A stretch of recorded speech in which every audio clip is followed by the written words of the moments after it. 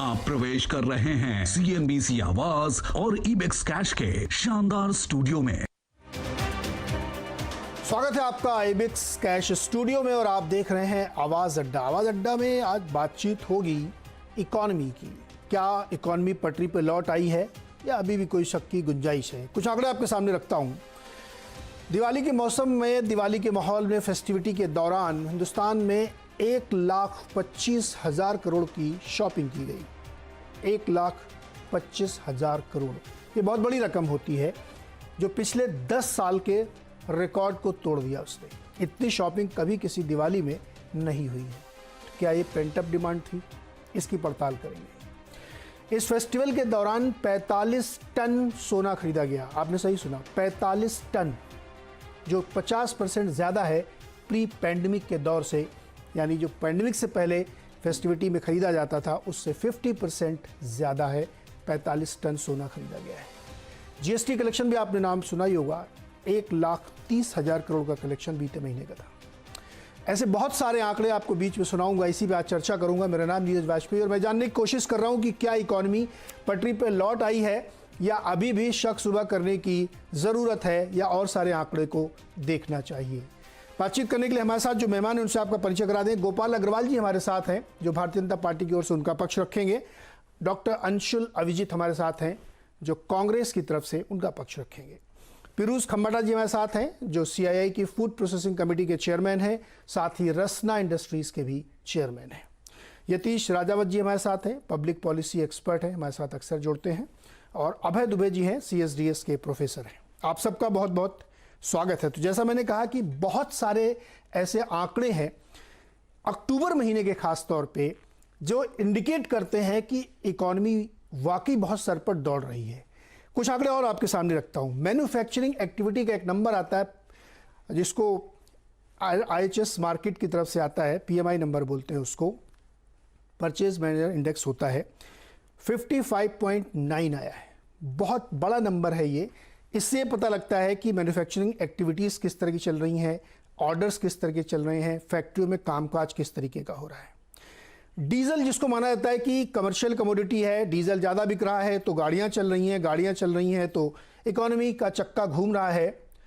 2019 के मुकाबले 2.25% ज़्यादा हो गया है, जो कि अक्टूबर की शुरुआत में लग रहा था कि शायद नहीं हो पाएगा, लेकिन डीजल सेल्स ने भी प्री पैंडमिक को पार कर दिया है और मंथ ऑन मंथ तो 20% की बढ़ोतरी देखने को मिली है। UPI ट्रांजैक्शंस देखिए, अब UPI आजकल लोग ज़्यादातर इसके थ्रू ट्रांजैक्शन करते हैं तो अंदाज़ा लगता है कि कितना लेन देन खर्चे हो रहे हैं। 7,71,000 करोड़ के ट्रांजैक्शंस हुए हैं, कुल 421 करोड़ ट्रांजैक्शन हुए हैं। ये भी अपना आप में एक रिकॉर्ड नंबर है। ऑनलाइन शॉपिंग इससे पहले हुई थी, जो 1,25,000 करोड़ का नंबर है, ये दुकानों में जाके लोगों ने खरीदा। लेकिन आपको याद होगा कि एक सेल लगती है ई-कॉमर्स की, वो इस फेस्टिविटी के बीच में ही मध्य अक्टूबर में लगी थी। उसमें भी 32,000 करोड़ के प्रोडक्ट खरीदे गए। दोनों को आप जोड़िए तो 1.5-2 लाख करोड़ के आसपास ये आंकड़ा बैठता है, जो रिकॉर्ड तोड़ खरीदारी है। इसलिए देखिए, नौकरियों का भी बातचीत कर लेनी चाहिए कि नौकरी का क्या माहौल था। तो अक्टूबर के दौरान 43% जॉब क्रिएशन हुआ, नए रोजगार बढ़े हैं साल दर साल। अगर आप आंकड़ा देखेंगे 2020 के मुकाबले 43%, और अगर आप 2019 के मुकाबले देखना चाहते हैं तो 19% की ग्रोथ इसमें आई है, प्री पैंडमिक से 19%। इसलिए मैंने दोनों आंकड़े साथ में रखे जिससे किसी को न लगे कि प्री पैंडमिक अभी टच करना बाकी है। जिन सेक्टर्स में सबसे ज़्यादा जॉब क्रिएशन हो रहा है उसमें IT है, टेलीकॉम है, रिटेल है। ये सारे वो सेक्टर्स हैं जहाँ पे ज़बरदस्त लोगों को नए जॉब मिले हैं, तो ये इंपॉर्टेंट है। घरों की बात कर लें, बड़ा बल्क में लोग खरीदारी करते हैं तो मुंबई चूंकि सबसे बड़ा मार्केट माना जाता है तो मैंने सैंपल के लिए मुंबई का लिया है। जबरदस्त खरीदारी मुंबई में देखी गई है। अक्टूबर के दौरान करीब 8,500 प्रॉपर्टीज के रजिस्ट्रेशन हुए हैं मुंबई में, बावजूद इसके कि अब स्टैंप ड्यूटी 5% ही लगती है, वो छूट खत्म हो गई है। 2019 के इसी महीने के मुकाबले 48% की ग्रोथ है रियल एस्टेट में। यहां भी एक डेकेड का रिकॉर्ड टूटा है। तो क्या इतने सारे नंबर्स इस बात की गवाही देते हैं कि इकॉनमी पटरी पर लौट आई है या अभी भी शक शुबा की गुंजाइश है? तो चूंकि सबसे ज़्यादा सवाल कांग्रेस पूछती है तो डॉक्टर अंशुल, पहला सवाल आपसे, शक है अभी भी?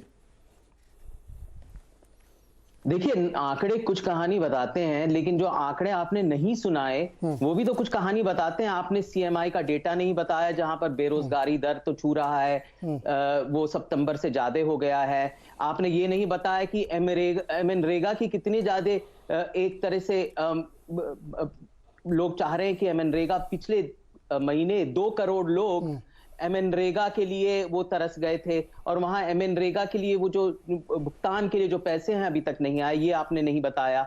और जो संगठित और जो असंगठित क्षेत्र है उनके दरमियान जो फासले हैं, वो सबसे बड़ी कहानी है आज की अर्थव्यवस्था की। देखिए, जिस तरह से असंगठित क्षेत्र के जो डेटा आ रहा है वो तो आ ही नहीं रहा है। बार बार अमिताभ कांत भी यही बात कह रहे थे कि जितना भी आपने डेटा बताया वो हाई फ्रीक्वेंसी डेटा है, उससे इनकार नहीं कर सकते, हाई फ्रीक्वेंसी डेटा से इनकार नहीं कर सकते हम। लेकिन जो असंगठित संगठित क्षेत्र से डेटा जो आ ही नहीं रहा है, उसके बारे में आप क्या कहेंगे? देखिए, जितनी मुफलिसी है, अगर 23 करोड़ लोग गरीबी रेखा से नीचे चले गए, उसके बारे में कौन बात करेगा? अगर जीएसटी कलेक्शंस आपके ज्यादा हुए हैं, वो इसलिए हुए हैं क्योंकि जो ऑर्गेनाइज सेक्टर में जो जीएसटी है उनसे कलेक्शन आए हैं। अब देखिए, 6 करोड़ माइक्रो यूनिट्स हैं जीएसटी में, उनके से तो जीएसटी कलेक्शन हुए नहीं। और जो फासले बढ़ते चले जा रहे हैं, डिजिटाइज्ड और जो नॉन डिजिटाइज्ड इकोनॉमी है उसके बारे में कोई बात नहीं कर रहा। जो रूरल इकोनॉमी है उसके वहां पर बेरोजगारी बढ़ती चली जा रही है, डिस्गाइज अनएम्प्लॉयमेंट है। और फिर अगर लोग एम्प्लॉयमेंट चाहते भी है, वो अनऑर्गेनाइज सेक्टर में जाएंगे, जहां पर 93% लोग हैं, 93% जहां पर हमारी वर्कफोर्स है। डॉक्टर अंशुल, इससे पहले कि आप बढ़े, नहीं सुनिए ना सर, आप जो है ना, आप एक तरफा कहानी में सुनाइए। ये जो 1.25 लाख करोड़ या 1.5-2 लाख करोड़ की शॉपिंग हुई है, ये केवल अमीरों ने की है क्या? 45 टन सोना खाली अमीरों ने खरीद लिया है। इतने बड़े यूपीआई ट्रांजैक्शन खाली कुछ लोग कर रहे हैं क्या? अगर इतना बड़ा, एक सुनिए ना, पहले सवाल सुन लीजिए ना, सवाल ही पूछ रहा हूं महाराज आपसे। पेंटअप डिमांड है, अरे वही तो मैंने, इसीलिए तो मैंने ये शो किया है कि पेंटअप डिमांड, मैं एग्री करता हूं कि बहुत बार होती है, लेकिन पेंटअप डिमांड 10 साल के रिकॉर्ड नहीं तोड़ती है। मैं इसीलिए बार बार जोर देके कह रहा हूं कि ये नंबर्स, आप जो सवाल उठा रहे हैं उनको पर्सपेक्टिव में रख के बताइए ना आप मुझे। नहीं, तो आप कह रहे हैं कि जॉब क्रिएशन नहीं हो रहा, मैं आपको आंकड़े दे रहा हूं, 43% जॉब क्रिएशन हुआ है। आपने नकारात्मक आंकड़े तो बताए नहीं। कौन से बताइए ना, जोड़ के बताइए ना, आप आंकड़े दीजिए ना, आंकड़े दीजिए आप। क्षेत्र से जो आंकड़े आ रहे हैं, देखिए, सबसे पहले तो डेटा कलेक्शन ठीक से हुआ नहीं है। ये सब प्राइवेट डेटा है सर, अंशुल जी, ये प्राइवेट डेटा है, इसमें सिर्फ जीएसटी का सरकारी डेटा, बाकी सब प्राइवेट डेटा है। ग्राफिक के साथ मैंने सोर्स लिख के चलाए हैं, ये कोई सरकारी डेटा नहीं है। नहीं तो आप बताइए ना, तो बेरोजगारी दर कितना बढ़ रहा है और क्यों बढ़ रहा है? मनरेगा का इतना डिमांड क्यों है? पिछले महीने मनरेगा का इतना डिमांड क्यों था? और अगर इन्फ्लेशन है, अगर कोर इन्फ्लेशन अभी 5.8 है, स्टिकी है उस लेवल पे, तो वो किस लिए है? मतलब आप कहते हैं कि इन्फ्लेशन है ही नहीं। पिछले महीने इन्फ्लेशन थोड़ा सा कम हुआ था, मैं मानता हूं वो इसलिए क्योंकि सब्जियों के दाम थोड़े कम हुए थे। लेकिन इस महीने अगर आप सब्जियों के दाम देखें, मीट, मछली, सब्जियां, खाद्य तेल, सबके दाम देखें तो बढ़ चुके हैं। और यही नहीं, सामान्य वस्तुओं के भी दाम है। और वो अगले जो इन्फ्लेशन जो आपका डेटा आएगा उसमें पता चल जाएगा आपको।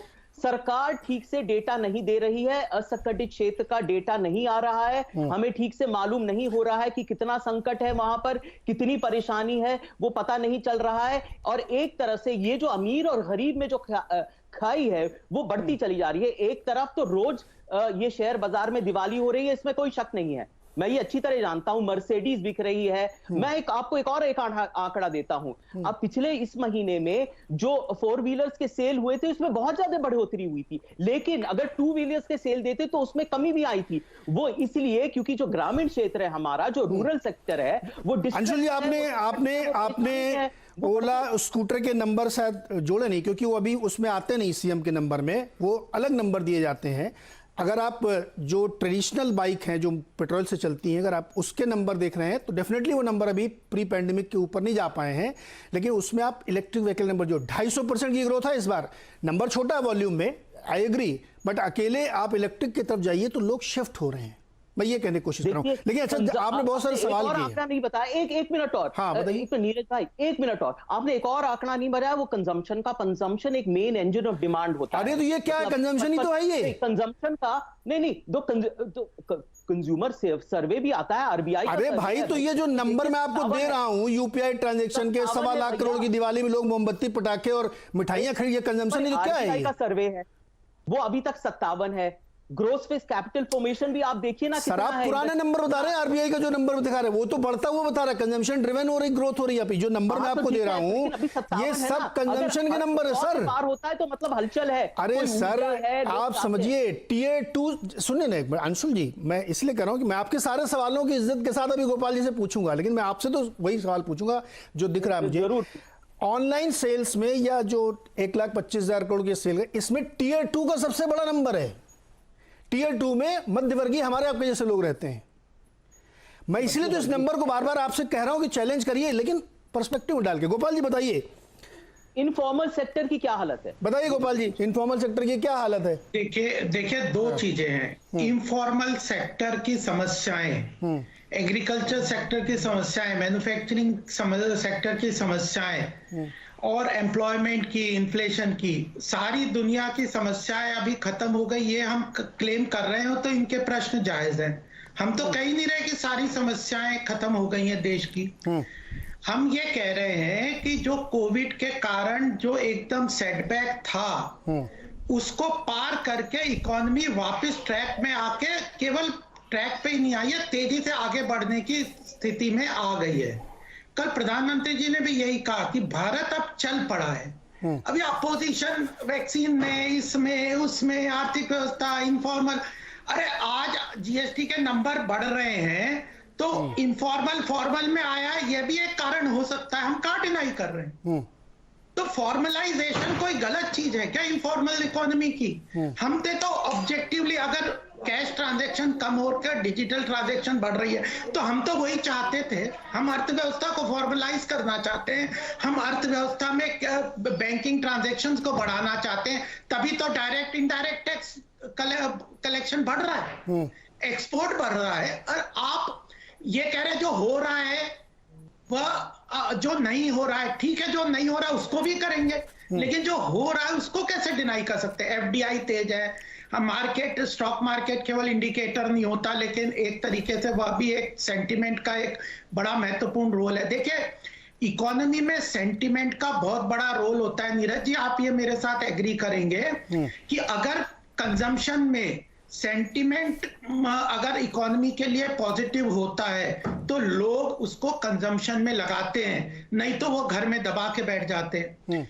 अगर मैन्युफैक्चरिंग में इन्वेस्टमेंट लोग बढ़ाने को तैयार है, आज मैं नोएडा में रहता हूं, कितने इंक्वायरीज आ रही है इंडस्ट्री लगाने के लिए। लोग कहते हैं कि आज लॉ एंड ऑर्डर की एक सिचुएशन उत्तर प्रदेश में ऐसी हो गई कि हम इंडस्ट्री, नहीं तो लोग यहां से भाग के दूसरी जगह जाते थे, गुजरात, महाराष्ट्र जगहों पे जाते थे, आज उत्तर प्रदेश में आने को तैयार है। क्यों?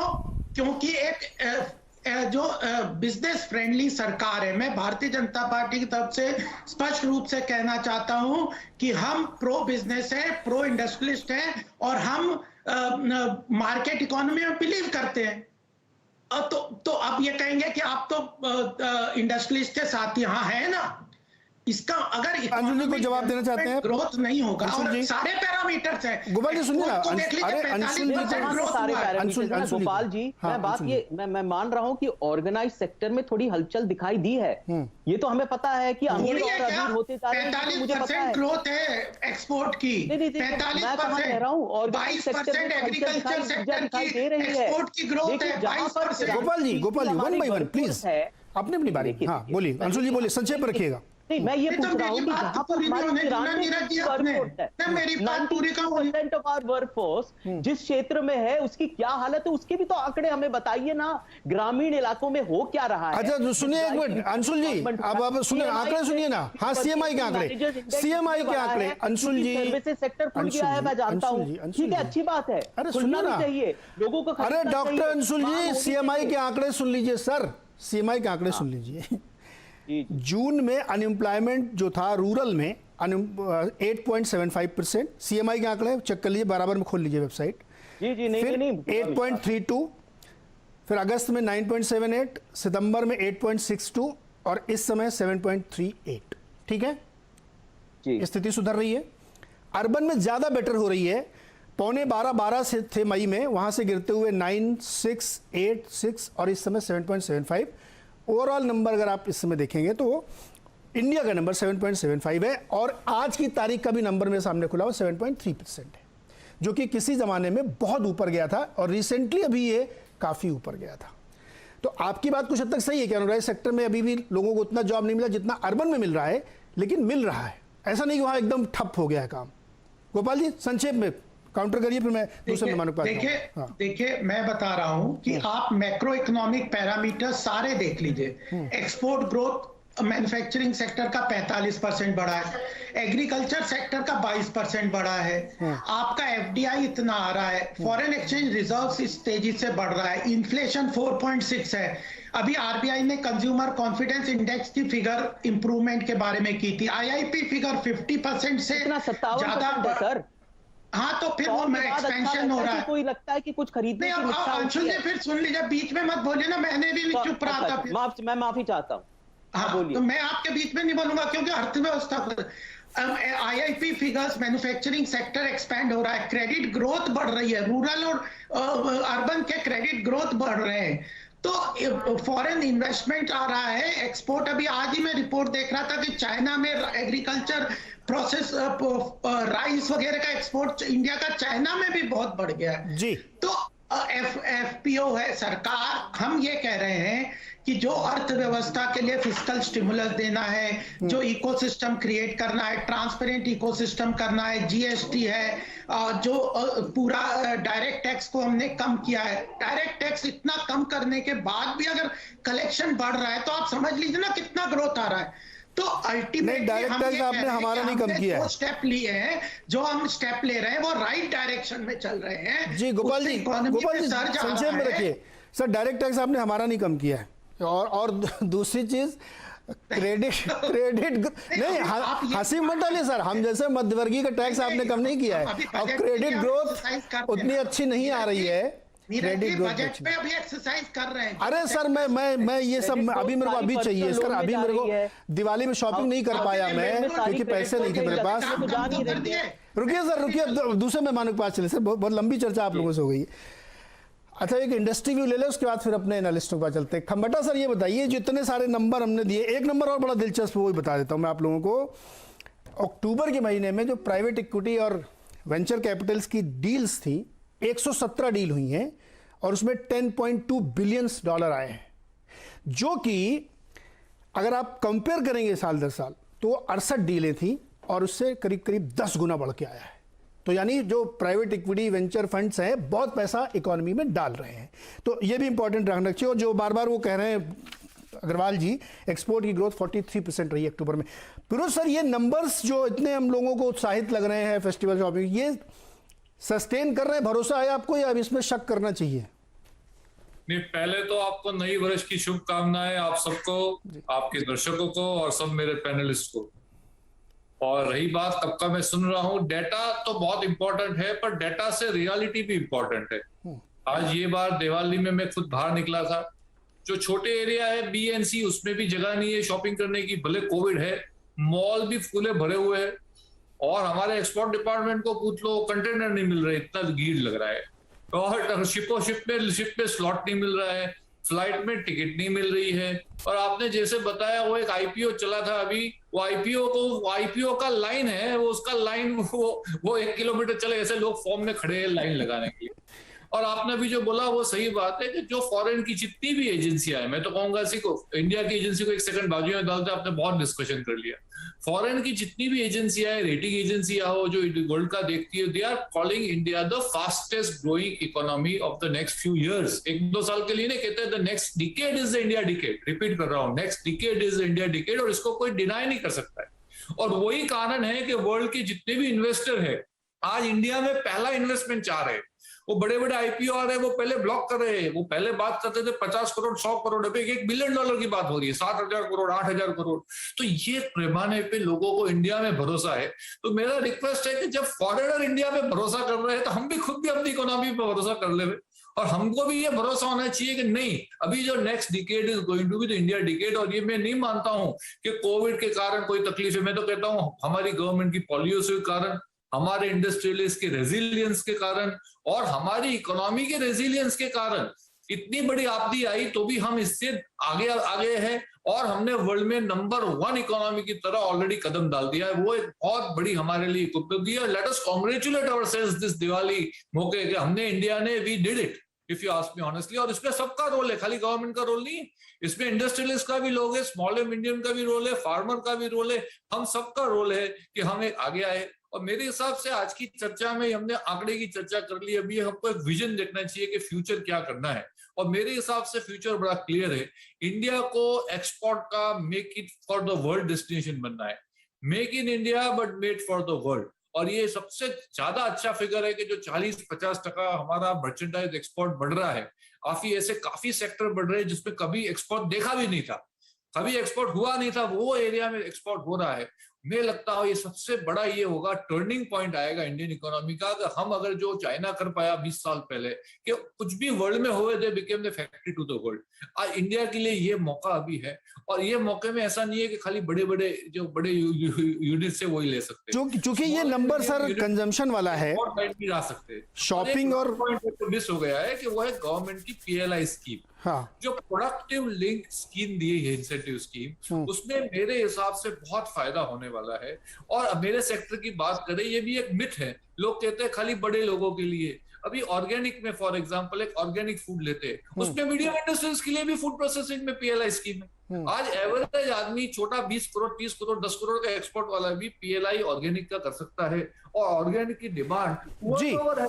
आज गुवाहाटी की अबे दुबे जी, ये जो पूरी चर्चा है जी, पिरूष सर आता हूं दोबारा आपके पास। इसमें जो नंबर्स है ना, ये कंजम्पशन के नंबर है लार्जली। जितने भी नंबर हम इसमें दे रहे हैं उसमें ज्यादातर नंबर वो कंजम्पशन के हैं, शॉपिंग के हैं, ऑनलाइन के हैं, एक्सपोर्ट के हैं। तो उसमें छोटी छोटी यूनिट्स का कंट्रीब्यूशन होता है।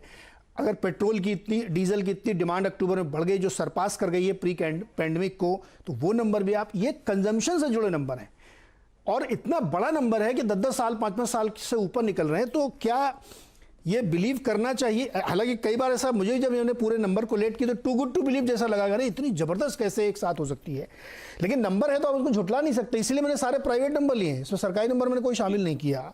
तो क्या ये माना जाए कि इकोनॉमी पटरी पर लौट आई है, तेजी से और बढ़ रही है आगे?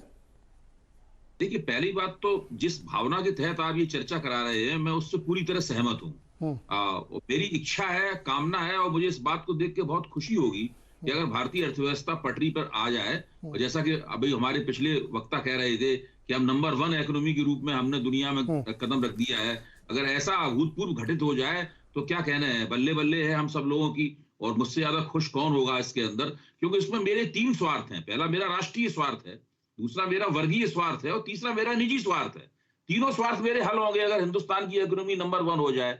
और आपने जो आंकड़े बताए हैं, आंकड़ों से झगड़ा तो करने का कोई सवाल ही पैदा नहीं होता। निश्चित रूप से एक पेंट अप डिमांड है और वो अभूतपूर्व तरीके से उसमें कई जगह पे उछाल आता हुआ दिखाई पड़ता है।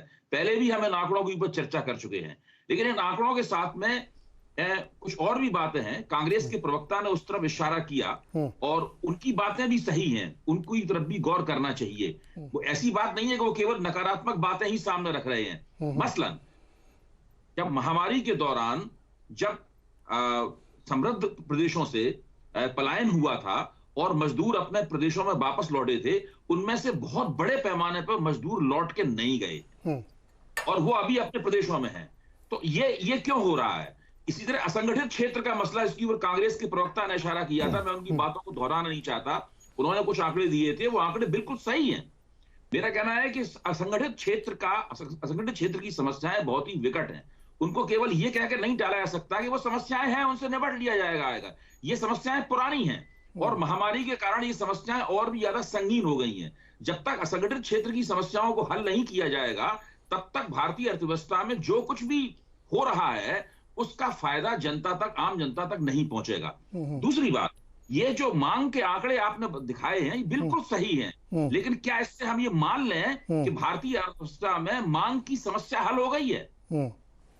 मैं ये जानना चाहता हूं कि हमारे सारे साथी जो बैठे हुए हैं वो ये मानते हैं कि मांग की समस्या हल हो गई है। अगर मांग की समस्या हल हो गई है तो फिर निवेश क्यों नहीं बढ़ रहा है? नई कैपेसिटीज क्यों नहीं बनाई जा रही हैं? आखिरकार क्यों जो कारखानेदार हैं वो नया निवेश करने को तैयार नहीं है? हम जानते हैं कितने लाख करोड़ रुपया कैश रिजर्व निजी क्षेत्र के पास पड़ा हुआ है और वो लगातार उसकी मात्रा बढ़ती जा रही है, लेकिन वो निवेश में क्यों नहीं आ रहा है रुपया? सरकार सारी कोशिशें कर रही है, लेकिन निजी क्षेत्र को इस बात के लिए मना पाने में वो असमर्थ है कि वो निवेश में रुपया आए और निवेश की दर अर्थव्यवस्था के अंदर बढ़े। तो ये जो समस्याएं हैं, इन समस्याओं को संबोधित करने की जरूरत है।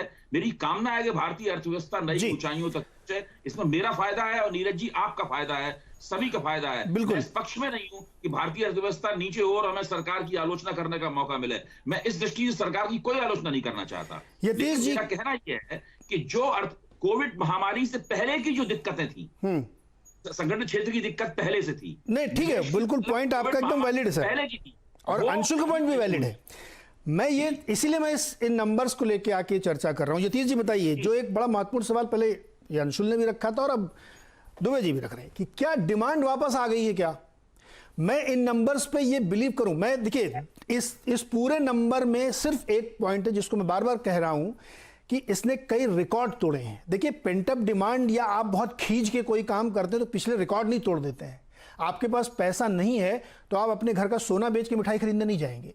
अगर 10-10 साल के रिकॉर्ड टूट रहे हैं, नंबर्स बहुत ज्यादा बड़े आ रहे हैं, तो क्या ये बिलीव करना ठीक होगा कि डिमांड वापस आ गई है, जो कि दुबे जी का और अंशुल दोनों का सवाल है? इस स्पेसिफिक पॉइंट पे नीरज जी तवज्जो दीजिए कि गोल्ड की जब डिमांड या गोल्ड की परचेज जब बढ़ती है, इसका ये मतलब नहीं है कि ओवरऑल डिमांड बढ़ गई है या इनकम बढ़ गई है और नॉन एसेंशियल आइटम्स की परचेज बढ़ गई है। गोल्ड की डिमांड इसलिए भी बढ़ रही है क्योंकि देखिए इंटरेस्ट रेट फॉल कर रहे हैं और गोल्ड को एक सिक्योर इन्वेस्टमेंट समझा जाता है। दूसरा, आपको पता है कि त्योहारों के समय में और धनतेरस के समय में हिंदुस्तान में सोने की खरीद बढ़ती है। हाँ, इस बार बहुत ज्यादा बढ़ी है और 10 साल के रिकॉर्ड टूट गए हैं, बट इसका ये मतलब नहीं है कि इनकम बढ़ गई है या डिमांड बढ़ गई है या फिर ओवरऑल ग्रोथ इस लेवल पे पहुंच गई है जो प्री पैंडेमिक है। हमें ग्रोथ को और इन आंकड़ों को 3 भागों में बांटना चाहिए। पहला जो प्री पैंडेमिक था, दूसरा जो पैंडेमिक के दौरान था और तीसरा जो अब है। अभी हम जो आंकड़ों को कंपेयर कर रहे हैं वो कंपेयर कर रहे हैं पैंडेमिक के दौरान से, यानी कि पिछले साल से हम पीएमआई को कवर कर रहे हैं। पीएमआई के लिए लेकिन आंकड़े अच्छे इसलिए हैं क्योंकि 4 महीनों से लगातार उसमें एक सस्टेनेबल ग्रोथ आ रही है। उसको हम श्योरिटी मान सकते हैं कि ये एक लॉन्ग टर्म ट्रेंड दिखा रहा है। जीएसटी के आंकड़े हैं जो एक लॉन्ग टर्म ट्रेंड दिखा रहा है।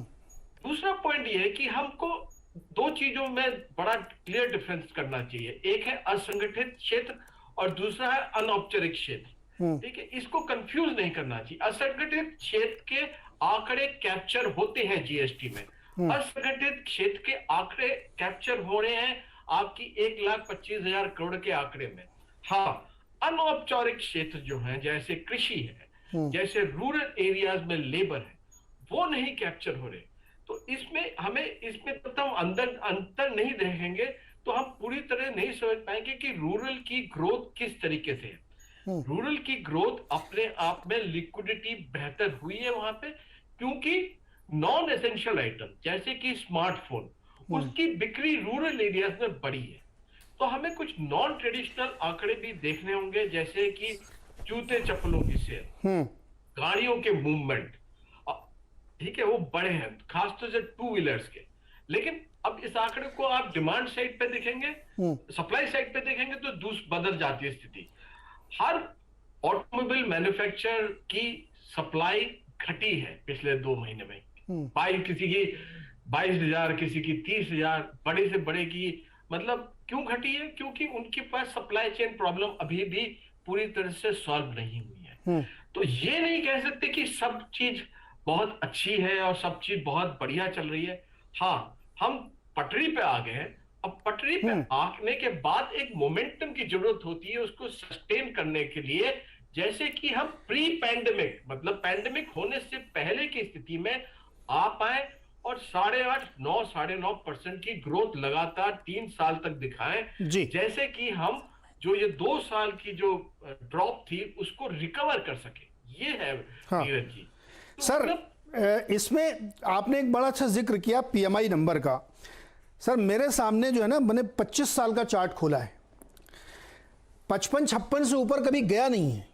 और रिसेंटली जो इस समय नंबर है पीएमआई का, जो मैंने अभी आपके साथ जिक्र भी किया, चाहे सर्विस के लिए चाहे मैन्युफैक्चरिंग के लिए, जो इस समय मैन्युफैक्चरिंग मेरे सामने 55.9 हाईएस्ट था ये पिछले 10-15 सालों का। मैं इसलिए बार बार इन नंबर को कोट कर रहा हूं क्योंकि ये नंबर मुझे नहीं याद आता कि 60 से ऊपर कभी पीएमआई इंडियन सस्टेन बेसिस पे कभी लिया हो। मेरे सामने चार्ट खुला हुआ है, तो ये नंबर कुछ शायद दूसरी कहानी कह रहा है। मैं इससे बिल्कुल इत्तेफाक रखता हूं कि अभी भी बहुत जगहों पे बहुत काम करने की जरूरत है। 7.25% आपका अनएम्प्लॉयमेंट अभी भी चल रहा है। तो इन नंबरों को एक शक के नजर से ये भी देखा जा सकता है कि अक्टूबर में सारे फेस्टिवल आ गए, नवरात्रि भी आ गई, दशहरा भी लगभग वहीं पड़ गया, दिवाली भी वहीं पड़ गया। तो क्या ये एक वो भी है क्या? गोपाल जी ध्यान से सुनिएगा, क्योंकि एक ही महीने में सारे त्योहार पड़े हैं, तो हो सकता है उसका भी असर हो। लेकिन अभी थोड़ी देर पहले ब्रिकवर्क नाम की एक रेटिंग एजेंसी, उसकी एक रिलीज आई मेरे सामने।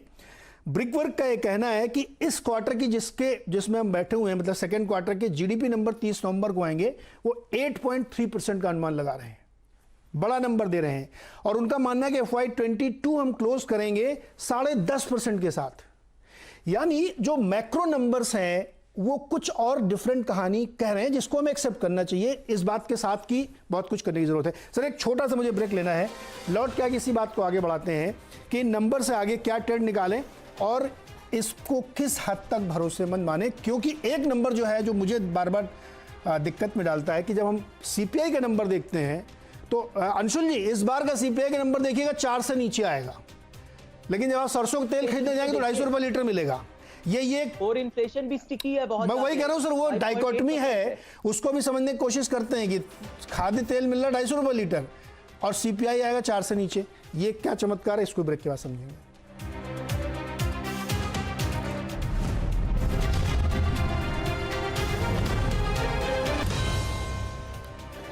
स्वागत है एक बार फिर से आपका। और आज अड्डा में आज चर्चा हो रही है, बहुत सारे जो नंबर्स आए हैं, जो बहुत सारी शॉपिंग के नंबर्स हैं, तरह तरह के नंबर्स हैं। तो हम ये जानने की कोशिश करें कि क्या इकोनॉमी पटरी पे लौट आई है, लौट रही है, इन नंबरों पे कितना यकीन करना चाहिए और ये सस्टेन बेसिस पर है नहीं।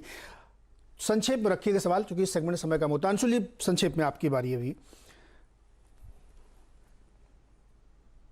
जी आपका सवाल क्या था? सवाल मेरा ये है कि बहुत सारे जो आपने क्वेश्चन शुरू में उठाए थे उनके जवाब आपको दिए गए कि बहुत सारे नंबर हैं, जैसे पीएमआई का नंबर का भी जिक्र किया यतीश जी ने, तो वो मैंने अभी चार्ट मेरे सामने खुला हुआ है, 20-25 साल का ये हाईएस्ट पीएमआई है जो इस समय चल रहा है। 56, 57, 58 ये सब रिकॉर्ड ब्रेकिंग होते हैं। तो इन नंबर्स पे ट्रस्ट ना करने का कोई रीजन? हाँ, इन्फ्लेशन वाला एक क्वेश्चन आपका है, वो जो भी गोपाल जी जवाब देंगे उसका।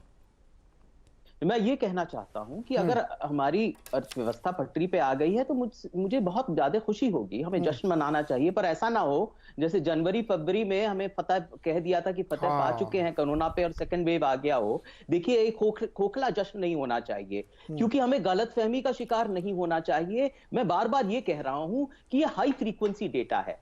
अगर हम इस डेटा को, ये जो संगठित क्षेत्र से जो डेटा आंकड़े आ रहे हैं, ये कहेंगे कि ये पूरे भारत के आंकड़े हैं, पूरी जो भारतवर्ष है, ये पूरा जो हमारा मुल्क है, वो उसकी अर्थव्यवस्था पटरी पे आ गई है, ये गलत होगा। क्योंकि अभी जो हो रहा है वो बहुत पहले से हो रहा है, क्योंकि हमारे फंडामेंटल्स अभी बहुत ज्यादा वीक हैं और क्योंकि सरकार को मैक्रो इकोनॉमिक नीति तो बिल्कुल आती नहीं। ऐसा हो रहा है कि एक तरह से जॉबलेस ग्रोथ हो रही है।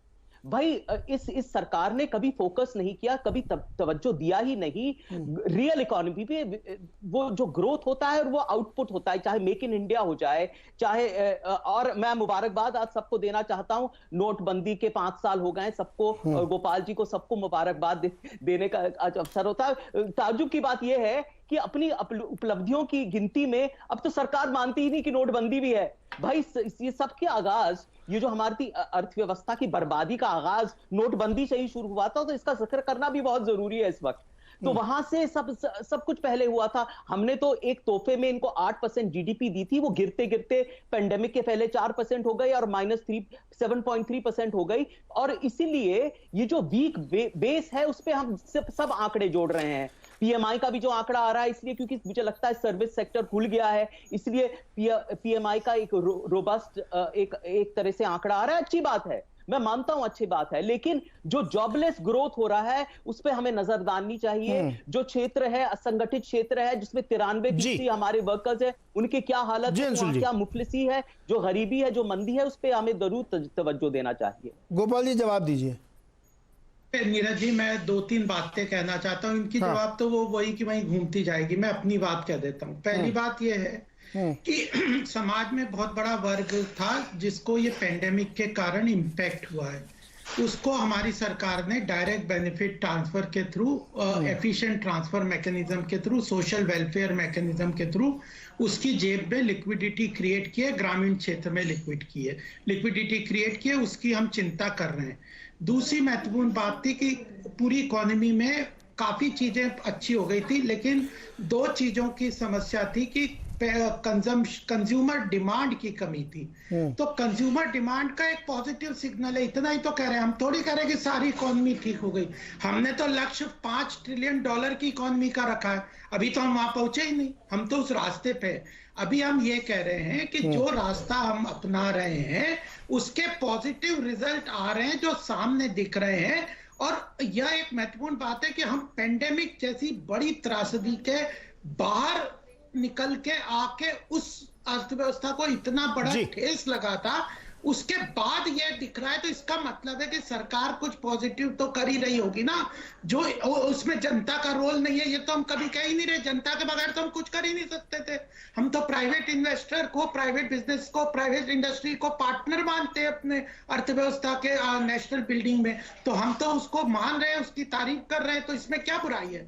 तीसरी बात ये कह रहा हूं कि जो एक दुबे जी ने एक बात कही थी उस पर मैं बोलना चाहता हूं।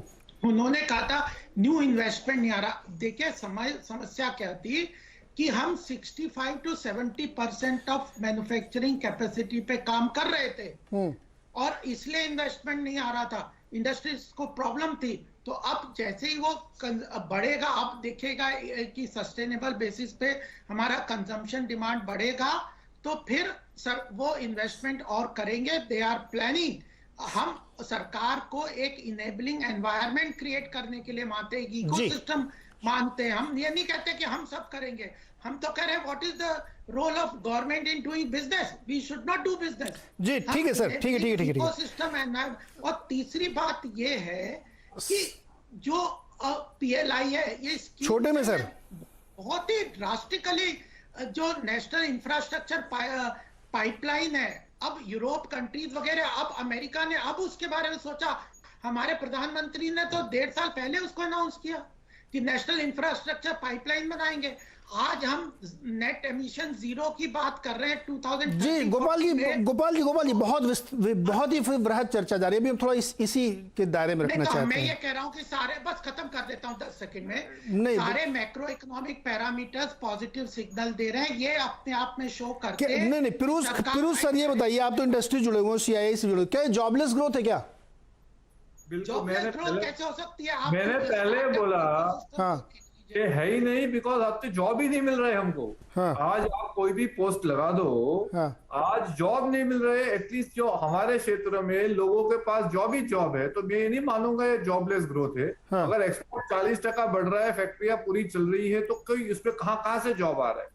तो ये मान के चलूंगा कि बहुत सारे ऐसे सेक्टर है कि जो कोविड से अभी तक निकल नहीं पाए हैं। अब तो कोविड से नहीं निकल पाए हैं, वहां थोड़ा बहुत जॉब का प्रॉब्लम हो सकता है, और उसमें गवर्नमेंट ने बहुत से बेनिफिट दिए हुए हैं, जैसे कि फॉर एग्जांपल बैंकों ने सहायता दी है, तो वो लेके थोड़ा मेरे लगता है वो भी जो 2-3-6 महीने की बात है, वो सेक्टर में थोड़ा स्ट्रेस है, मैं मानूंगा। तो वो सेक्टर भी उभर के आ जाएंगे, मेरा मानना ये है। पर आप पूरा डिस्कशन से आधे घंटे से मैं सुन रहा हूँ, मेरा ये कहना है ओवरऑल प्लस है। अब कोई बोलेगा 10x10 है, कोई बोलेगा x20 है, पर हमारी इकोनॉमी एक चीज में कोई दो मत नहीं है, और ये वर्ल्ड ओवर सब में दो मत नहीं है कि we are the fastest growing economy in the world, if not number 1, जो आर्गुमेंट छोड़ो नंबर 2 है, चलो बस, और हम टॉप पोस्ट में है। और हमको ये प्लानिंग करना है कि इसको आगे कैसे ले जाए और कैसे हम मिलकर इसको बढ़ा पाए। और एक जॉब ग्रोथ के बारे में एक हमेशा देखना, जैसे इंडस्ट्री चेंज होती है तो हमेशा सेक्टर भी चेंज होते हैं। आज एक जमाना था कि एक जो सेक्टर इंडिया में आगे चल रहे थे, अभी वो थोड़े रहेंगे। आज आईटी बढ़ गया, सॉफ्टवेयर बढ़ गया, तो नेचुरली बाकी सेक्टर में तकलीफ होगी। आज ई कॉम बढ़ गया तो नेचुरली छोटे रिटेलर में तकलीफ होगी। पर कौन कहता है रिटेलर को आप खाली ब्रिक एंड मॉर्टर दुकान में रहो? आज छोटे रिटेलर भी अपने आप को ऑनलाइन ला सकता है ना। कौन सा आर्ग्यूमेंट है? आज मैं छोटा स्टॉकिस्ट, मैं छोटा रिटेलर हूँ, मैं अपने आप ऑनलाइन अपने आप को रजिस्टर क्यों नहीं कर सकता हूँ? काफी इंडियन कंपनी आ रही है ऑनलाइन पे। तो मैं तो कहता हूँ ऑनलाइन भी एक अपॉर्चुनिटी है सबको अपने आप आगे बढ़ाने की। आज एक छोटा गांव का आदमी पहले कभी सोच नहीं सकता था कि मैं 5 किलोमीटर के बाहर अपने प्रोडक्ट बेच पाऊंगा, पॉसिबल ही नहीं है। आज अगर वो अपने आप को ऑनलाइन कर देता है तो वो माल मेरे को अहमदाबाद में बेच सकता है। मैं अहमदाबाद कलकत्ता की बात है, कलकत्ता एक छोटी दुकान है, वो चाय है, मैं उसको अहमदाबाद से मंगाता हूँ ऑनलाइन। अगर ऑनलाइन नहीं होता तो मेरी चाय वो आती नहीं मेरे पास, मेरे को जाना पड़ता कलकत्ता। तो मेरा ये कहना है कि आज की तारीख में ऐसे अपॉर्चुनिटी है, और वो अगर आदमी ले लेवे तो मेरे हिसाब से इंडिया का सबसे जो फायदा हुआ है कि कैटालिटिक एंटरप्रेन्योरशिप ग्रोथ डेवलप हुआ है। अगर आदमी अपॉर्चुनिटी ले लेता है तो अपने आप को फास्ट ग्रोथ ले सकता है, जो पहले नहीं हो सकता था। पहले कोई धंधे में आएगा, मैं बोलता था 10 साल लगेगा, 20 साल लगेगा तेरे को डेवलप होने में। आज ये इकोनॉमी में अगर आ गया तो 2 साल में वो बड़ा बन सकता है। तो ये बहुत पॉजिटिव चीज है। और जो मेरी पहली बात रह गई थी वो PLI स्कीम की थी। अब जो productive link incentive scheme government ने दी है उसमें बड़ा एम्प्लॉयमेंट जनरेशन का स्कोप है, बिकॉज उन्होंने ऐसे ही सेक्टर आइडेंटिफाई किए हैं जिसमें एक्सपोर्ट 2 गुनी 4 गुनी हो सकता है। जैसे कि डेयरी सेक्टर की बात करें, मोज़रेला चीज, आज हम दूध बना रहे हैं, दूध से चीज बना दिया तो भी into 10 है, और अगर मोज़रेला चीज एक्सपोर्ट किया तो into 100 टाइम अगर वैल्यू एडिशन है, तो अगर उसको कर लेंगे तो आज दूध का प्राइस फार्मर को ज्यादा मिलेगा। और उसमें अगर सेमी प्रोसेसिंग, अगर फार्मर अपने आप मोज़रेला चीज बनाना चालू कर दे, कोऑपरेटिव बना के चालू करते हुए, एक एग्जांपल दे रहा हूँ, तो डोंट यू थिंक मोज़रेला चीज आज एक रूरल इकोनॉमी में एक प्लस दे सकता है? सिर्फ organic food, don't you think rural economy में? अच्छा, जॉब वाला जो सर, ये सब जो इससे जॉब ही होगा ना। हाँ, नहीं, जॉब वाली चर्चा हो रही है, उसमें भी कुछ नंबर्स हैं, वो नंबर शेयर करना चाहता हूं मैं। ये डेटा कहाँ से है? नौकरी जॉब स्पीक रिपोर्ट आती है naukri.com की, ये भी प्राइवेट है, सरकारी नहीं है। इसमें ये कह रहे हैं कि 19 से कंपेयर कर रहा हूँ, हॉस्पिटैलिटी और ट्रैवल सेगमेंट में 48% जॉब ग्रोथ आई है, एजुकेशन और टीचिंग में 41% आई है, बैंकिंग फाइनेंशियल में 39% आई है, रिटेल में 51% आई है, IT में सबसे ज़्यादा है, 85% की ग्रोथ है। तो नंबर्स ये बता रहे हैं कि भाई लोगों को नौकरियां मिल रही, जो स्किल्ड लोग हैं उनको नौकरियां मिल रही। एक नंबर बहुत अच्छा, उसके बाद दुबे जी आपके पास आता हूं मैं। ये नंबर है ऑनलाइन वाला। इसमें मजेदार बात ये है सर कि जो Tier 2 सिटीज है ना, छोटी छोटी, उनका कंट्रीब्यूशन है 61%। यानी छोटे शहरों के लोग ऑनलाइन शॉपिंग खूब करते हैं। अब छोटे शहरों में तो मध्यवर्गीय लोग रहते हैं, बहुत अमीर लोग थोड़ी रहते हैं, वो लोग शॉपिंग कर रहे हैं और बेस बड़ा हो रहा है। ये मैं आपको पूरा 8 साल का ट्रेंड बता रहा हूं कि लगातार जो बेस है वो बड़ा हो रहा है। इस साल का बेस 20% बढ़ा है जो शॉपिंग करते हैं ऑनलाइन। तो कहीं ना कहीं ये शायद दिखा रहा है, ये रेड सीयर का नंबर है, ये भी कोई सरकारी आंकड़ा नहीं है। तो दुबे जी, आपकी बात ये जो सही है कि अनऑर्गेनाइज सेक्टर या जो छोटे शहरों में, वहां पे अभी बहुत काम करने की जरूरत है, लेकिन ये नंबर बता रहे हैं कि वहां भी ठीक ठाक काम शुरू हो गया है, मतलब अभी संतोषजनक या पुख्ता होने बहुत समय लगेगा। जो आपने बातें कही हैं, बेस बढ़ने की आपने बात कही है, उससे साफ इंगित होता है कि मुख्य तौर पर पहले से ये एक स्थापित बात है कि हमारी अर्थव्यवस्था जो है वो भारत के बढ़ते हुए मध्य वर्ग की जरूरतों को, उसकी इच्छाओं को, उनकी कामनाओं को बहुत अच्छी तरीके से संबोधित करती है। बीच में महामारी के कारण दिक्कतें पैदा हुई थी, लेकिन उसने फिर से संबोधित करना शुरू कर दिया है।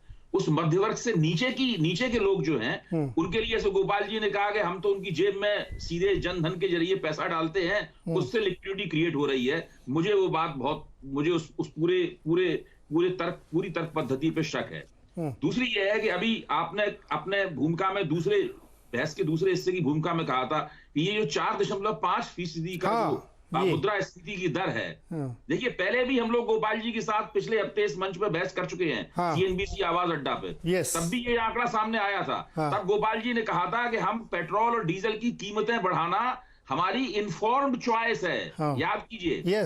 और उसके बाद में वो पेट्रोल और डीजल की कीमतें सरकार ने गिराना शुरू कर दिया। अब 2 दिन के अंदर सरकार की इन्फॉर्म्ड चॉइस बदल गई, वो उसकी कीमतों को गिरा रही है, मतलब, और राज्य सरकारें भी गिरा रही हैं। तो सरकारी लोग जिस तरह से आंकड़े देते हैं और उसमें जो स्पिन डॉक्टरी करते हैं उसके प्रति हमें सतर्क रहना चाहिए। दूसरी बात, पेंडेमिक ने बहुत से काम किए हैं, महामारी ने एक ये काम किया है कि उसने हमारे परिप्रेक्ष्य में कुछ विकृतियां पैदा कर दी हैं। वो पहली विकृति उसकी ये है कि हम ये मानने लगे हैं कि महामारी से पहले जो अर्थव्यवस्था थी वो काफी अच्छी हालत में थी, उस हालत में पहुंच जाए तो हमें बहुत संतोष होगा। मेरा मानना है कि हमारी अर्थव्यवस्था की मौजूदा समस्याएं महामारी ने संगीन की हैं, लेकिन वो महामारी के बहुत पहले से चली आ रही थी। जब तक इस बात को जोर देकर नहीं कहा जाएगा और रेखांकित नहीं किया जाएगा, और उसमें सबकी भूमिका है, कांग्रेस की 10 साल की सरकार की भूमिका थी और मोदी जी की अर्थव्यवस्था से पहले, पेंडेमिक से पहले ही सरकार चली थी, उसकी भूमिका थी। इसलिए सरकार को शेखीखोरी से बाज आना चाहिए, डींगे नहीं मारनी चाहिए और स्वीकार करना चाहिए कि पेंडेमिक से पहले भी अर्थव्यवस्था की हालत खराब थी। जी, पैंडेमिक से पहले, इसीलिए मैंने कहा कि सर 2019 से कंपेयर करना चाहिए, क्योंकि उसी को ठीक करना है। बीच वाला जो 2 साल का गैप है उसको मैंने इसीलिए छोड़ा था। लेकिन ये जरा यतीश जी मुझे ये समझाइए, ये महंगाई जब जाते हैं दुकानों में तो बहुत दिखाई देती है, नंबर में नहीं आती, ये क्या चक्कर है? सीपीआई में क्यों नहीं दिखती वो?